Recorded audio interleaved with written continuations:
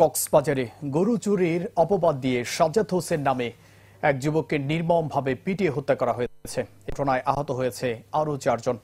শুক্রবার দুপুরের দিকে শহরের সৈকতপাড়া এলাকায় এই ঘটনা ঘটে। সাজ্জাদের বাড়ি কলাতলী মেম্বার ঘাটে এলাকায়। তার স্বজনরা জানান, গরু চোর আখ্যা দিয়ে সাজ্জাদ এবং আরও 4 জনকে ধরে নিয়ে যায় সৈকতপাড়া এলাকার নূর মোহাম্মদের পরিবার। তারপর তাদের উপর বিভিন্নভাবে নির্যাতন চালানো হয়। পরে পরিবারের সদস্যরা তাকে ছাড়িয়ে আনতে গেলে তাদের কাছ থেকে 5 লাখ টাকা দাবি করা হয়। শনিবার তারা জানতে পারেন সাজ্জাদের মরদেহ পড়ে আছে হাসপাতালে। ঘটনার পর অভিযুক্তরা পালিয়ে গেলেও মারধরের বিষয়টি অস্বীকার করেন নূর মোহাম্মদের ছেলে রবিউল।